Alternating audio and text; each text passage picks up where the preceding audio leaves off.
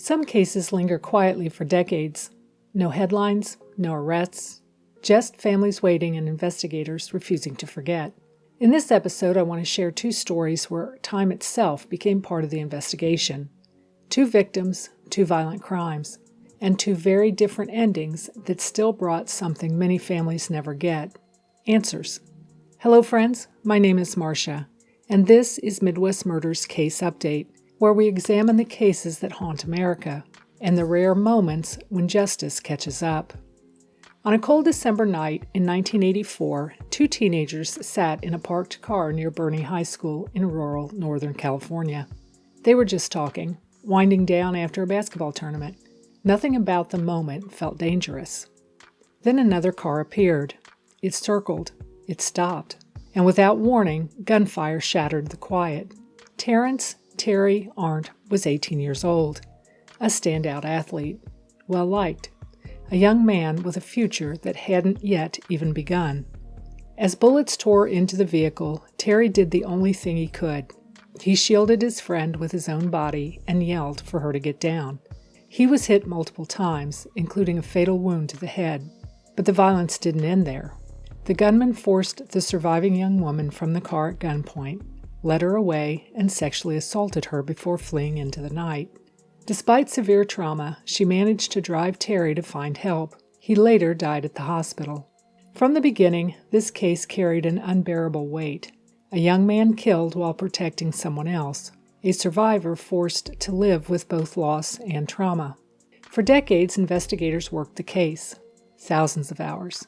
Leads that went nowhere. And in the mid-1990s, a man was arrested and jailed, based largely on eyewitness identification. Early DNA testing eventually cleared him, and he was exonerated. The real killer remained unknown. Evidence was entered into CODIS. No match.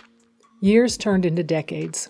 Then, in early 2025, the Shasta County Sheriff's Office partnered with forensic genealogists. Using advanced DNA sequencing from preserved clothing evidence, they were able to build a genetic profile that hadn't been possible before. That profile led them to a man named Roger Neil Schmidt Sr. Schmidt was 23 years old in 1984. He lived in Bernie at the time of the crime. When investigators located him decades later, he was living in Arizona. In July 2025, detectives obtained a DNA sample. It was a match. When confronted, Schmidt confessed to the murder and sexual assault. Schmidt was arrested, pleaded guilty, and in December 2025 was sentenced to life in prison without the possibility of parole. He waived all rights to appeal. Terry Arndt's parents were there to hear the man who took their son finally say the words out loud. This case did not end with unanswered questions. It took 40 years, but justice, in this case, arrived while it still mattered. 3 years later, and more than 1,000 miles away, another quiet morning turned tragic. On April 1, 1987, a motorist traveling along a rural road in Douglas County, Colorado, noticed something down an embankment. It was the nude body of 30-year-old Rhonda Marie Fisher. Rhonda was a mother, a daughter, a sister. She had last been seen the night before walking in Denver.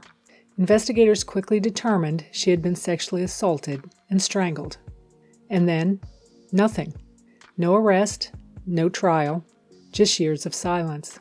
But long before DNA technology became what it is today, an investigator made a small but critical decision. Paper bags were placed over Rhonda's hands to preserve trace evidence. Those bags sat in storage for nearly 40 years. In 2025, the Douglas County Cold Case Unit took another look. Inside the paper bags, forensic scientists found something remarkable: skin cells, preserved through time. Pulling a usable DNA profile from decades-old paper evidence is rare, but in this case, it worked. When the profile was entered into CODIS, it hit immediately. The DNA matched a man already linked to multiple murders from the late 1970s. His name? Vincent Darrell Groves. Groves was not a stranger to violence. He targeted vulnerable women, often hitchhikers. Authorities believe he may have killed far more people than the 12 officially attributed to him. But there was a problem. Groves died in prison in 1996.